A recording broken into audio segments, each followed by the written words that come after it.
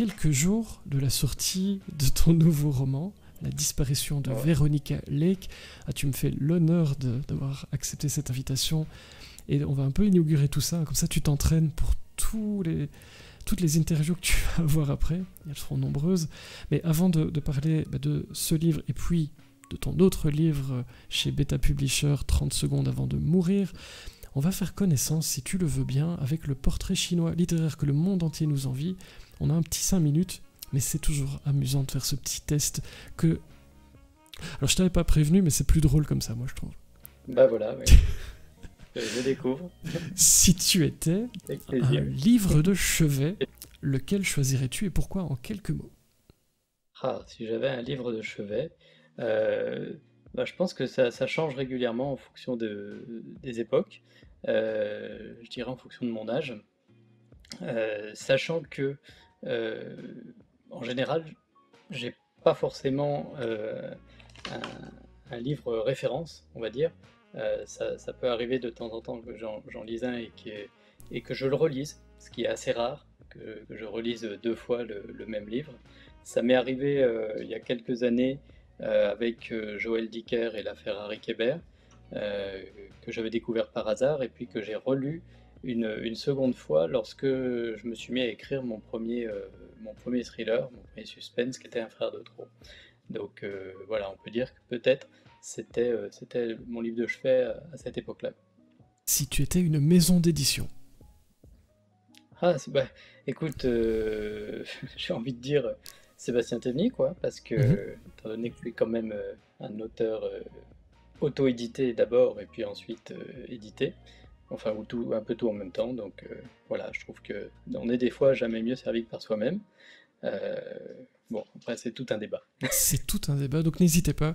Je précise pour les personnes qui ne te connaissent pas, certains livres en auto-édition, et donc en gros, on fait tout soi-même, avec des prestataires éventuellement pour la couverture, pour des choses, mais en gros, on est son propre capitaine du navire, et puis des livres avec des maisons d'édition, avec des éditeurs classiques, et tu passes de l'un à l'autre. C'est ce qu'on appelle un auteur hybride pour les gens qui nous écoutent, mais je pense qu'on va en reparler, et puis si vous avez des questions, vous n'hésitez pas, on les note quelque part, et puis on en parle. C'est un vaste débat, mais il y a plein de choses à dire. Et puis j'ajouterais que c'est pas de la forfanterie de ma part de dire ce serait moi, c'est juste que effectivement ça permet une certaine liberté d'action qui me plaît bien. Si tu étais un rayon dans une librairie, lequel choisirais-tu? Curieusement, ce serait pas forcément le thriller, mais plutôt le rayon des biographies, du vécu. J'aime beaucoup tout ce qui touche au vécu. Donc je pourrais m'y plonger pendant des heures. Eh bien, je pense qu'un certain Ludovic Miserol, qui viendra juste après, pourrait vraiment t'intéresser pour le coup. On va en reparler. Si tu étais un marque-page original. Un marque-page original, je sais pas, une plume de Pan, parce que c'est beau, mais c'est un peu gros pour un livre. C'est pas grave, on n'est pas obligé de faire des choses qui peuvent marcher. Si tu étais un personnage. Si j'étais un personnage. J'ai envie de dire que je serais peut-être un des personnages que j'ai imaginé. Et peut-être que c'est mon avatar, ce personnage-là, c'est Jérôme Bastaro, que j'ai dans ma trilogie Un frère de trop, Un crime parfait et 99. Voilà, je pense que je me suis certainement inspiré de moi-même pour faire ce personnage, et puis aussi celui de Rumeur, on m'a dit souvent qu'il était un peu le même, Rémi Bainville. Voilà, c'est un peu mes avatars. Donc j'ai pas besoin d'être ces personnages puisque finalement je les ai créés. Avec un trait de caractère en particulier, un exemple fort, pour pas tous les citer évidemment, parce que les personnages sont complexes, mais si tu devais retenir un aspect de leur personnalité ou de leur physique ou autre chose? Je pense que ce serait la petite pointe d'humour et de dérision qu'ils aiment bien, et d'auto-dérision qu'ils aiment bien manier. Et je pense que ça me ressemble assez. J'aime assez me moquer de moi-même et puis rire de moi-même, de tout aussi. Enfin, voilà. La petite pointe d'humour, même dans les moments les plus tragiques, de l'histoire, ça peut être intéressant cette pointe comique. Et bonsoir Oli Oli Boîte, bienvenue à toi. Et cette touche d'humour, pour ceux qui nous écoutent, vous pouvez la retrouver sur le site de Sébastien. Parce que par exemple, si vous allez voir sa bio, bah, c'est très drôle. Mais je vous laisse la découvrir, parce que moi j'ai beaucoup ri. Et on va un peu en parler hein, juste après, mais j'ai beaucoup ri. Et ça donne, ça donne le diapason de ce que tu peux expliquer ici avec l'humour. Si tu étais un temps de conjugaison. Ah, si j'étais un temps de conjugaison, bah, je serais le futur, parce que c'est toujours intéressant de se projeter vers quelque chose que l'on ne connaît pas encore. Le futur, c'est en général l'espérance, l'espoir de quelque chose. Voilà. Je pense qu'il vaut mieux se tourner vers le futur que vers le passé, peut-être, pour éviter la nostalgie. Et là où Dilly nous dit, c'est vrai que Sébastien est plutôt drôle, mais il est très gentil aussi. T'en as de la chance. Ah bah, l'un n'empêche pas l'autre. Ah bah, c'est ça. C'est les bisounours en fait. Si tu étais une musique ou la bande-son de ta vie, d'un des livres, peu importe. Alors j'ai beaucoup aimé la bande-son du film Forrest Gump. J'adore, parce que déjà ce film, pour moi, c'est un film référence que j'ai dû voir 10 fois, 20 fois, et je pense que la bande originale du film fait énormément pour son succès, parce que finalement, elle reprend des décennies de l'histoire américaine, et elle met en valeur ces images. Enfin, voilà, j'aime beaucoup cette bande originale. Salut Sylvie la polardeuse, bonsoir, et petite pause en notre compagnie, eh bien, qu'elle soit la plus longue et la plus belle possible. Un petit dernier pour la route, si tu étais un verbe parmi tous ceux qui existent. Ça serait bateau de dire le verbe aimer, hein, parce que c'est peut-être le plus beau. Je pense que malgré tout, il faut manier l'amour sous toutes ses formes, et c'est ce qui fait l'humain. Mais sinon, j'aime bien le verbe procrastiner, par exemple. Et ça m'arrive de l'user. Pas seulement dans mes livres, mais aussi dans ma vie. Alors, je te propose, on va continuer de faire connaissance. Je le disais avec la petite bio, moi que j'ai parcouru, j'ai beaucoup aimé. Il y a ton rapport au livre et à l'écriture. Alors, on va faire court, mais je pense que c'est intéressant pour... voilà, on profite de ta présence. Ça part de très loin, hein, les livres, chez toi, de ce que je voyais. Puisque, en gros, t'en as toujours eu en main, si j'ai bien compris. Oui. Ouais, effectivement, je sais que ma grand-mère me racontait souvent que dès 8-10 ans, j'avais souvent le journal entre les mains, le quotidien, quoi. J'aimais bien bouquiner un petit peu ça. Et puis oui, j'ai toujours beaucoup lu, et j'ai commencé même à écrire assez tôt, finalement. J'ai retrouvé là, très récemment dans les cartons chez ma grand-mère un tout petit fascicule que j'avais imaginé à l'âge de 10 ans, avec des illustrations. Voilà, il y avait, on va dire, 8 petites pages. C'était une petite histoire, une sorte de BD. Et c'était vraiment mes premiers écrits. Donc j'ai baigné dedans, ouais. Il faut garder ça précieusement. Et alors, Lotus nous dit, procrastiner, on verra le Twitch demain, du coup. Mais non, restez bien avec nous. Surtout. Il y a quelque chose qui m'a fait rire dans ta bio aussi, c'est l'incapacité, et ça va parler à plein de gens ici, l'incapacité à te séparer d'un roman que tu as lu. Ça, mon Dieu, oui. Ça me parle tellement. Et je suis sûr, vous, dites-nous dans le chat, si vous arrivez comme ça, des livres que vous avez lus, à les donner, revendre, à faire autre chose avec, toi tu les gardes apparemment.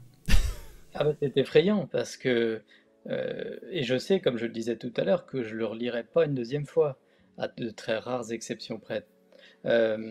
Mais une fois que je l'ai lu, et même si je n'ai pas aimé à la limite, j'ai besoin de le garder comme ça en physique, aux grandes dames de mon épouse d'ailleurs, parce que les étagères deviennent de plus en plus encombrées dans différentes pièces, et de la même façon je peux pas du coup emprunter un livre à quelqu'un parce que je sais qu'il va falloir que je lui rende. Et je ne fréquente pas les bibliothèques, parce que là aussi ce n'est que du prêt. Donc j'ai besoin de l'avoir en main, de l'acheter, et puis ça m'est très compliqué de m'en séparer. Là j'en ai quelques-uns que j'ai quand même abandonnés dans une boîte à livres, tout récemment, mais voilà, c'est pas évident. Et je pense que chez moi, on est à peu près à 3500-4000 bouquins, quoi, avec ceux des enfants. Alors, il y a une vraie équipe qui se met en place hein, dans le chat. Je résume. Oui, je résume. Hors de question de me séparer de mes livres, nous dit Nat. Oui, j'y arrive, nous dit Winry, sauf coup de cœur. Lotus nous dit j'allume le barbecue avec ceux de Miserol. Il va adorer, tiens ça. Elodie nous dit impossible de me séparer de mes livres. Commentaire avec. Bah, si t'en as 4000, il va falloir creuser. Fanny Jaune nous dit je suis pareil, je souhaite garder les livres sans jamais les relire. Oli Boite nous dit sauf les dédicacés, maintenant je les offre pour les faire découvrir aux gens que j'aime. Sylvie Lapolardeuse, pardon, pareil, difficile de prêter un livre que j'aime, encore moins les dédicacer. Tu vois, les gens aiment bien leur livre quand même. Et oui. Et alors, j'ai une petite anecdote à ce propos, c'est que j'ai une manie, lorsque je termine un livre, c'est que sur la toute dernière page, je note, je mets le lieu où je viens de le terminer, de le lire, je mets l'heure, la date, et parfois je mets lu aussi à tel autre endroit si j'ai voyagé avec. Et en fait, ça me permet de retrouver quelques années plus tard, de me dire tiens, ah oui, ce bouquin, je l'avais lu à tel endroit, je me souviens, et ça me fait ressortir tout un tas de sensations, de souvenirs. Il y a comme ça, je pense, on a tous des souvenirs d'avoir lu tel livre à tel endroit, par exemple, ou telle scène d'un livre à tel endroit. Et c'est pareil pour l'écriture. Il y a certaines scènes écrites, bah tiens, dans 30 secondes avant de mourir. Il y en a une, je m'en souviens très bien, je l'ai écrite sur une table de pique-nique en haut des vignes de Joigny, dans Lyon, quoi. Voilà, ça, je me souviens exactement laquelle. Et voilà, donc ça me fait des petits repères souvenirs comme ça, des balises. Et pendant qu'on passe à la suite, mais n'hésitez pas aussi, hein, vous qui nous écoutez, si vous avez des scènes cultes qui vous viennent et les lieux où vous les avez lus, pourquoi pas, n'hésitez pas à partager, vous allez peut-être donner des idées, mais il est l'heure pour moi de te demander cet exercice qu'on adore tous, puisque tu es là en grande partie pour nous parler de ce livre 30 secondes avant de mourir, pendant que je mets la couverture pour nos amis qui nous écoutent et nous regardent. Eh bien, pourrais-tu nous dire de quoi parle ce livre, en quelques mots, sans trop en dire, il ne faut pas trop en dévoiler, pour donner envie. Ouais. Alors, il y a deux façons de le présenter. La première, chez Beta Publisher, ils ont de l'humour aussi. C'est pour ça que j'ai aussi choisi cette maison pour rééditer cet ouvrage-là. Ils nous avaient demandé de faire un pitch nul, un résumé nul de notre livre. Et en gros, j'avais résumé, en fait, c'est l'histoire d'un mec qui bouffe un sandwich au pastrami et puis à qui il reste plus que 30 secondes avant de mourir. Voilà. Alors dit comme ça, effectivement, c'est peut-être un peu court.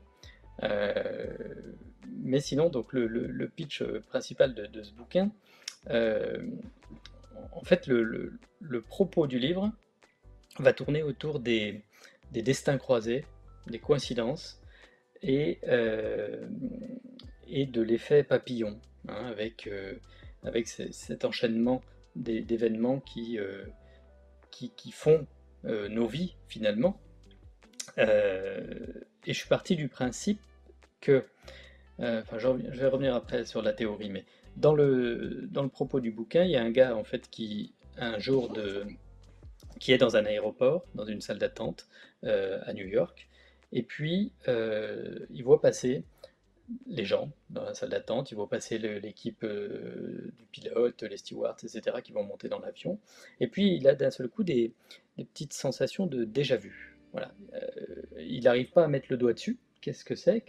Pourtant, ça lui rappelle des choses, et du coup, il va se rappeler de ce qui lui est arrivé 3 ans plus tôt, là aussi à Manhattan. 3 ans plus tôt, il a traversé en fait Manhattan à bord de sa voiture, sauf qu'il lui est arrivé des tas de choses ce jour-là, et que il a percuté des destins, d'autres personnages bien sûr. Et le truc c'est que par exemple, Si sa bagnole, elle avait bien voulu démarrer à ce pauvre gars, il serait parti une demi-heure plus tôt. Si ensuite il n'y avait pas eu des travaux sur la 5e avenue, il n'aurait pas été obligé de prendre la 4e avenue, donc il n'aurait pas croisé les mêmes personnes. Si le feu tricolore était au rouge à un moment donné, s'il l'avait pris au rouge au lieu du vert, bah, il serait passé 30 secondes plus tard à un certain carrefour, et puis là il n'aurait pas forcément croisé une certaine personne qui va traverser la rue. Donc voilà, c'est un enchaînement de petites choses comme ça, et je l'ai écrit en repensant à un film que j'avais vu il y a quelques années, qui s'appelle Angle d'attaque, qui est un film américain avec cet acteur noir américain que j'aime beaucoup, Forest Whitaker. Et donc dans ce film, il y a une scène au départ qui se passe à Salamanque avec une réunion au plus haut niveau à l'ONU. Et donc il déroule la scène d'une certaine manière, et ensuite, on va dire une demi-heure plus tard, dans le film, ils reviennent sur cette même scène, mais d'un point de vue différent, d'un angle d'attaque, d'un angle de vue différent. Par exemple, l'angle de vue du chauffeur de taxi.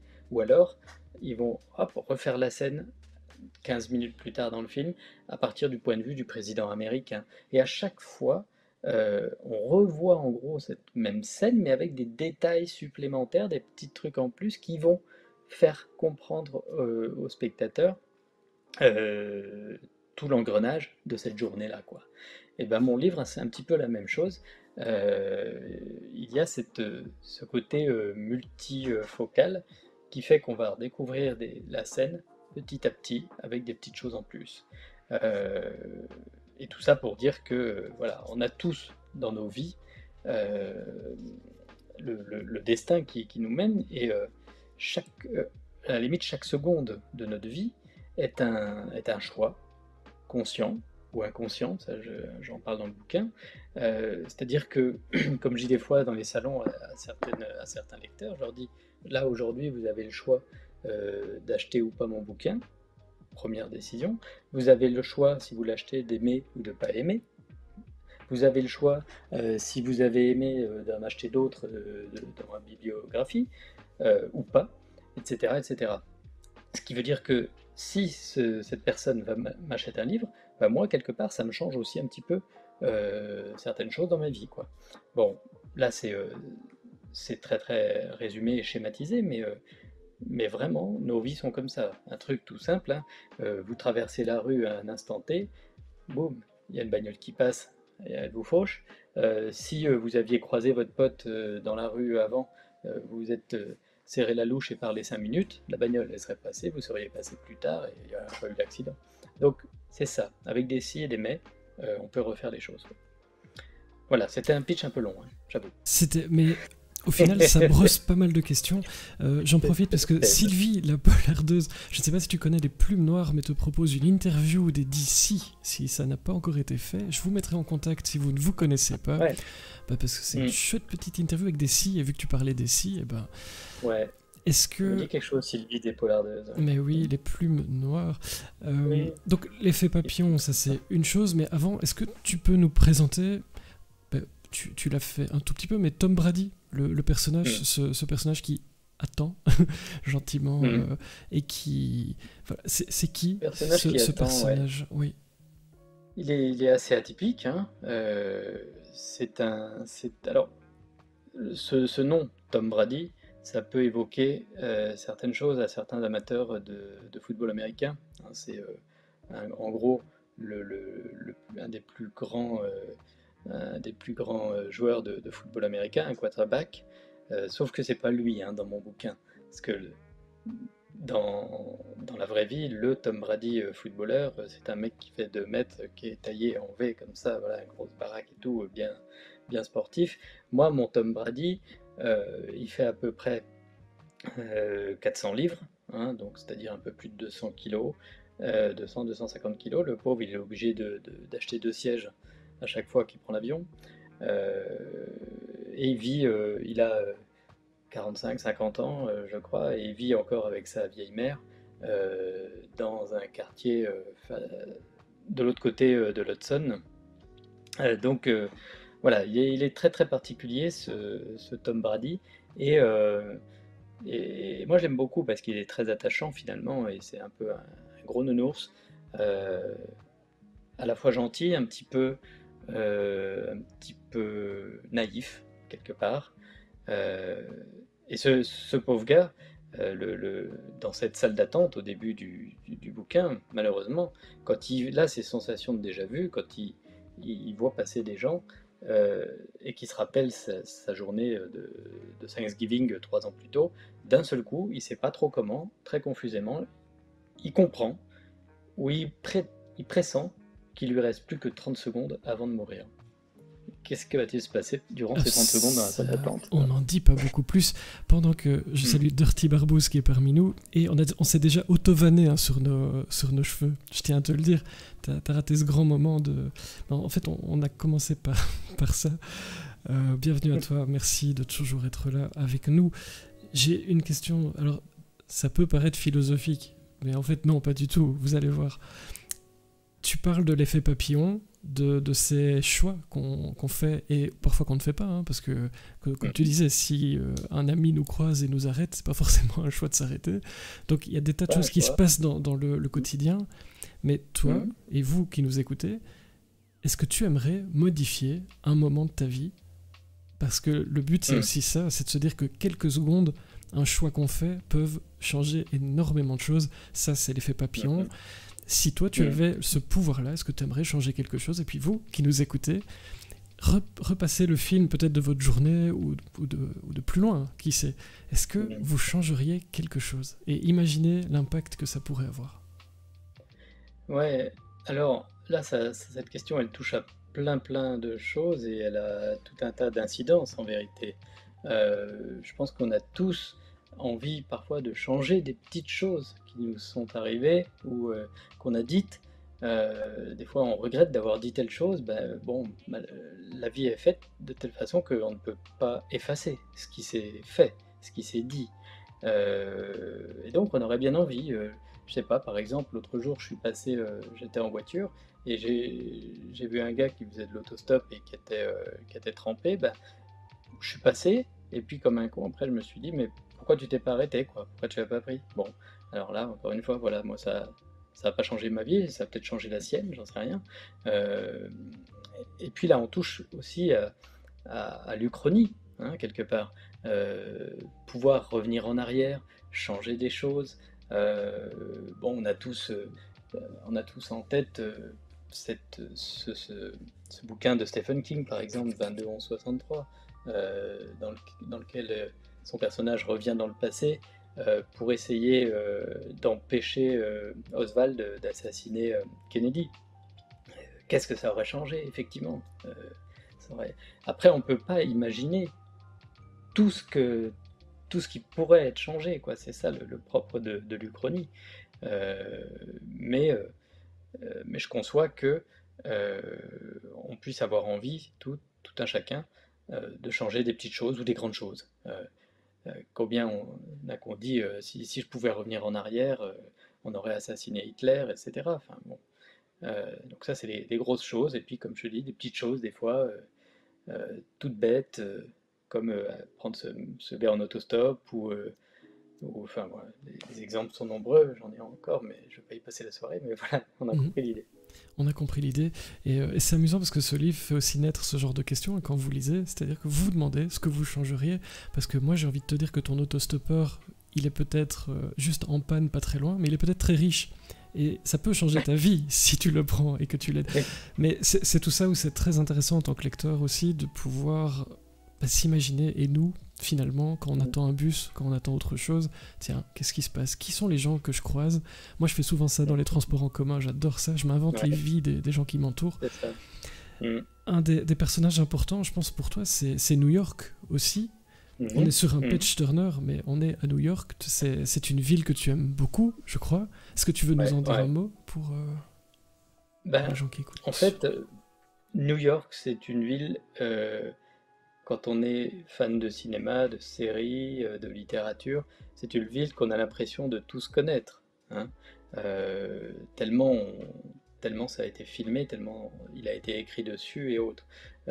Donc quand j'ai écrit 30 secondes avant de mourir, déjà je me sentais un petit peu en territoire connu. J'étais pas égaré parce que j'aime bien quand j'écris me documenter énormément sur les endroits que j'ai écrits, sur les thématiques évidemment. Par contre, je n'y étais jamais allé quand j'ai commencé l'écriture. Mais en cours de route, on a décidé d'un voyage à New York avec ma femme, et je me suis dit, ça serait intéressant d'aller sur place pour sentir vibrer New York, parce que écrire sur New York c'est une chose, mais écrire en en ayant eu ces sensations, ces odeurs, ces bruits, ces couleurs, ces teintes, enfin tout ça. Et donc j'étais en pleine écriture de 30 secondes avant de mourir quand on est allé faire ce voyage, ce long week-end, cette courte semaine, et j'ai mis le mot fin du roman allongé dans l'herbe à Central Park. Donc ça, c'était vraiment une expérience superbe, quoi. Très très heureux de tout ça. Et donc quand vous lirez le mot fin du livre, vous vous direz, mais il Vous était imaginerez. allongé dans Central Park. Le temps passe, mais ça passe très très vite. Bonsoir Ludo, que je vois en coulisses, ravi, et qui me fait un grand sourire. Il va rajouter des cheveux à cette soirée, hein. Ça c'est positif. On le disait, tu sors dimanche ton nouveau roman, c'est l'occasion d'en parler aussi. Et par contre, tu prends cher, puisque deuxième exercice de pitch, pendant que je mets la couverture. Eh oui, double ration de pitch. Est-ce que tu peux nous dire quelques mots sur de quoi parle cette disparition de Veronica Lake? C'est ça, la disparition de Veronica Lake. Alors, comme pour Tom Brady tout à l'heure, certains m'ont dit, mais Veronica Lake, c'était pas une ancienne actrice d'Hollywood? Oui, c'est vrai, c'était bien une actrice d'Hollywood, mais ce n'est pas d'elle dont je parle dans le livre, hein, comme je ne parle pas de Tom Brady footballeur dans 30 secondes. En fait, le nom, quand j'ai un nom qui me vient comme ça, je ne sais pas pourquoi, c'est mon personnage dans ce roman, elle devait s'appeler Veronica, et puis je trouvais que ça sonnait bien Veronica Lake. Alors peut-être que j'ai été influencé par ma culture cinématographique qui m'a fait rappeler ce truc-là. Mais enfin, donc c'est pas, on est d'accord, c'est pas une biographie de Veronica Lake. Donc le pitch, ça se passe dans l'État du Maine, aux États-Unis, l'État le plus au nord-est des États-Unis. En 2017, pour faire simple en quelques mots, il y a un lac sauvage, une île désertée au milieu du lac, une forêt, une villa isolée, et puis une bande de jeunes qui font la fête. Et puis, au lendemain matin, une des jeunes femmes disparaît, donc Veronica Lake. On ne la retrouve pas, aucune nouvelle, plus rien, pendant 5 ans. Au moment où, en 2022, mon personnage d'enquêtrice, Karen Blackstone, qui est une journaliste spécialiste des cas de disparition irrésolus, dans un magazine, voilà, tu sais, ce genre de magazine un peu autour des affaires criminelles et tout ça. Et donc elle vient enquêter là, elle s'installe dans le village de Greenville, au bord du lac Moosehead, et puis là, elle va essayer d'élucider ce mystère de cette disparition, sachant que, évidemment, elle va pas forcément être accueillie à bras ouverts par tout le monde, sachant aussi que le fait de mettre son nez dans toute cette histoire-là va faire remonter les choses un petit peu, remuer la vase du lac, on va dire, et faire remonter les choses à la surface qui sont pas forcément très très belles. Et donc c'est de plonger dans ces eaux du lac du Maine, avec des vérités vraiment assez terribles jusqu'au bout. Et on n'en dira pas beaucoup plus. Ouh, attends, on se fait attaquer. Bon, Ludo, je suis désolé, on est attaqué, mais je trouve ça tellement bizarre. Bonsoir tout le monde. Sébastien, je t'explique aussi parce que tu n'es peut-être pas habitué à Twitch, et moi non plus, hein, soyons clairs. Bonsoir tout le monde. Eh bien, Mathéouche nous rejoint avec toutes les personnes qui étaient sur son live. Je n'ose pas imaginer que vous avez parlé d'autre chose que d'Elisabeth II ce soir. J'imagine qu'il y a beaucoup à dire. Je pensais que tu allais être en live beaucoup plus tard et je pensais justement, moi, te rejoindre en fin de live. Tiens, c'est marrant. Bonsoir à tous. Je suis ravi de vous accueillir ici, puisque vous êtes très, très, très nombreux. Je n'ai pas vu combien, mais c'est pas grave. Je suis ravi de vous accueillir. Ici, pour ceux qui ne connaissent pas, on parle littérature la plupart du temps. Mon but, c'est d'inviter un maximum de gens en lien avec les bouquins. Ici, on a la chance et le plaisir d'avoir Sébastien Théveny avec nous, puisqu'il a sorti 30 secondes avant de mourir. Il y a très peu de temps, c'est chez Beta Publisher. Et puis dimanche, il sort son nouveau livre. Vous voyez la couverture juste là, sur l'écran, qui est très très belle d'ailleurs. La disparition de Veronica Lake. Mais tu nous faisais le plaisir de nous pitcher cet exceptionnel livre qui a l'air très, très en tension comme ça. Et tout d'un coup, on est plus de 50 et j'ai pas l'habitude, figurez-vous. C'est en train de... Ah, Mathéouche, tu me fais des blagues. Alors que j'ai mon casque de Princesse Leila à moitié, là, comme ça. J'ai pas mis mes écouteurs de professionnel, vous voyez. Toujours pas. Je les ai achetés il y a je sais plus combien de temps, j'ai toujours pas testé. Sébastien, pendant que je retrouve mes jeunes, est-ce que tu veux nous redire un mot des 2 livres, peut-être? Alors, le pitch, ça fera un 3e pitch, mais je me dis, on peut pas... Ludo, fais-moi signe si tu es fâché. Non, il est super content. Et puis tu restes avec nous, parce que restez bien avec nous. Juste après, dans quelques minutes, eh bien, on retrouve l'auteur Ludovic Miserol. Alors lui, il a 6 livres à vous présenter et tout va bien. On est parti pour une heure de... Ah oui, on est parti pour une heure de folie ici sur cette chaîne qui s'appelle La Boîte le jeudi, puisque c'est un peu son petit nom de code. Je vais essayer de vous saluer tous. Tu as streamé plus de 7 heures, Mathéo. Oh, mais quel fou. Bah oui. Moi, je pensais que tu allais jusqu'au bout de la nuit. Et qu'on allait te rejoindre en fin de soirée. Mais écoute, merci beaucoup d'avoir pensé à moi, en tout cas ça me touche. Puis merci pour les auteurs qui sont là ce soir, puisque vous qui nous rejoignez, c'est finalement aussi pour eux que c'est très très important, puisqu'ils ont plein de choses intéressantes à nous dire. Je vous salue tous un par un, juste après, dans la transition, mais puisque Sébastien est toujours avec nous, que dirais-tu à toutes ces personnes qui viennent de nous rejoindre sur tes 2 livres? Du coup, c'est un exercice, c'est le pitch plus court que tout à l'heure. Ah, c'est plus dur. Mais t'as dit que t'avais de l'humour, donc... Et le pitch croisé, en plus, parce que il faut que je pitch sur 2 livres en même temps. Non, tu peux faire l'un et puis l'autre. On va dire que c'est la disparition en 30 secondes chrono de Veronica Lake. On va mélanger un petit peu les deux. Ou peut-être que 30 secondes avant de mourir, Veronica Lake était toujours vivante. On peut... Peut-être. Ici, on parlait de la disparition de Veronica Lake, donc il sort dimanche, une disparition inquiétante, ça se passe pas loin d'un lac. Quelques années plus tard, une journaliste va faire une enquête dans un village qui ne l'accueille pas super bien, si je résume très très fort. Je me demandais, parce que beaucoup de gens me le demandent, merci de m'envoyer des questions un peu partout sur Messenger et tout, j'adore parce que je suis pas du tout en train de ramer, mais on demande où est-ce qu'on peut le trouver, parce que je pense que celui-là est en auto-édition, tandis que l'autre est publié chez un éditeur Beta Publisher. Du coup, à partir de dimanche, où les personnes à qui tu as donné envie de rechercher Veronica Lake, où ces personnes peuvent-elles trouver ton livre? Alors, étant donc auto-édité, je le sors d'abord sur Amazon, donc il sera disponible dès dimanche, ou voire même samedi, ou peut-être demain, on verra. La version papier est déjà disponible d'ailleurs sur Amazon. Et sinon, il y aura aussi la version Kindle. Voilà. Et on peut se procurer également la version papier dédicacée de ma main si on le souhaite en allant sur mon site sebastienteveny.fr. Donc là, pour avoir la version un peu plus unique. Voilà. Et puis 30 secondes avant de mourir, voilà, chez Beta Publisher, donc dans toutes les bonnes librairies ou chez eux au Book Nook. Donc voilà, tout est...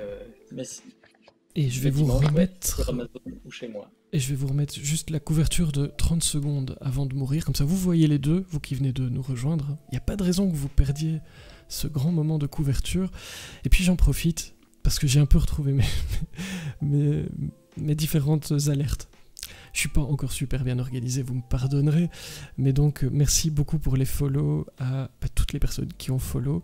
Il y a 2 librariennes Panda, Elisa de Hokkaido, Joma74FR, Tanguy Pay, Delta Force 729, Zut, j'adore ce nom, excellent pseudo. Bienvenue à tout le monde, merci pour vos follow, vous avez ouvert la boîte de Seven, et puis merci pour vos nombreux messages. Je reconnais ce petit chien de Mathéouche entre mille. Bonsoir à tous. Bonsoir Tanguy, je viens de te dire, Zut, oui. Je passe tous vos messages en revue, j'ai pas l'habitude que vous soyez aussi nombreux. Si ce qu'on fait vous intéresse, n'hésitez pas à rester. Je vais évidemment, cher Sébastien, te laisser le mot de la fin de ton passage parmi nous, qui était un peu mouvementé du coup sur la fin. On te le laisse en 30 secondes, juste pour déconner. Non, tu peux avoir une minute quand même, mais je te laisse le mot de la fin pour refermer le couvercle de cette boîte avant d'accueillir Ludovic Miserol pour parler de tellement de choses, notamment la Belle de Co. Que souhaites-tu nous dire, Sébastien, pour conclure cet échange beaucoup trop court et captivant? Eh ben voilà, d'abord te remercier de m'avoir invité à parler de ces deux livres, me donner cette chance d'abord 30 secondes avant de mourir chez Beta Publisher, parce que c'est un bouquin qui m'a beaucoup plu, j'ai adoré écrire ce livre-là. Et puis la disparition de Véronique Alec, donc, qui sort ce week-end, parce que c'est le dernier, quoi. Et puis on va dire que si je prends un peu ces deux livres en parallèle, d'abord ce sont les deux qui se passent aux États-Unis, hein, curieusement, je ne sais pas pourquoi, mais voilà, ces deux-là se trouvent être en même temps là, aux États-Unis, et ils sont un peu le reflet de deux genres différents qui me plaisent bien. On va dire 30 secondes avant de mourir, on est dans le thriller pur qui va vite, voilà, à l'américaine. Et puis la disparition de Véronique Alec, on va être un peu plus sur les suspens psychologiques, le thriller psychologique, voilà, qui est bien tordu, avec des retours vers le passé qui vont expliquer ce présent. Et voilà, enfin c'est typiquement ce que j'écris. La disparition de Véronique Alec, on est dans mon cœur de cible, mon cœur d'écriture. Ok, mais il y a Voilà. une petite question pour toi. Merci. Au passage, parce qu'on fait des bonus. Et alors, vous qui nous rejoignez, le but aussi de cette chaîne, c'est que vos questions sont très importantes, puisque je les fais passer avant les miennes, toujours. C'est ça le but, c'est que ce soit participatif. Mathéouche avait faim, visiblement, après ces 7 heures de live. Tu m'étonnes. Mais t'avais pas des Kellogg's ou quelque chose Oui, je veux bien croire. Et de Librarian Panda demande: question technique, Monsieur Théveny utilise-t-il un logiciel pour l'aider dans l'écriture, Scrivener ou autre? Est-ce que tu utilises quelque chose comme ça pour travailler? Et bonsoir, non. Coraline Croquet, bienvenue. J'ai caressé un petit peu Scrivener il y a très longtemps, mais non, ça ne me convenait pas. Moi, techniquement, pour travailler, je fais, pour arranger mes romans, je fais assez basiquement avec du papier au départ, pour mettre les premières idées, le premier jet, les premiers ressorts narratifs, et puis ensuite, voilà, un petit Word avec les personnages, une page Word par personnage, parfois un petit peu d'Excel avec des tableaux croisés avec ces personnages justement, et quelles sont les interactions entre les uns et les autres. Et puis après, un Word avec un chapitrage très précis, numéroté, et ce qui me permet d'avancer comme ça assez facilement. Et puis ensuite, j'écris directement sur ordinateur avec le logiciel Vellum, qui est un logiciel pour Mac, qui est vraiment formidable pour tout ce qui est mise en page très très rapide et très chouette. Et ben voilà. Et j'ai commencé à écrire tout à la main jusqu'à mon 5e roman, en fait, dans des calepins. Voilà, j'ai écrit 5 romans à la main, et c'était compliqué après de retaper. J'avais mal au poignet et tout, donc je suis passé à l'électronique depuis. C'est écriture de médecin aussi, peut-être, non?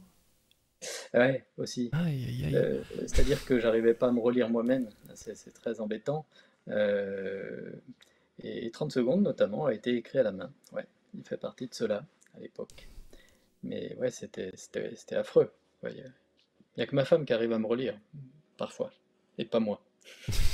Écoute, en tout cas, les gens qui nous écoutent aujourd'hui, ce soir, auront eu le plaisir d'avoir le premier pitch de ton livre qui sort ce dimanche. J'espère qu'ils seront nombreux et moi aussi à découvrir tout ça.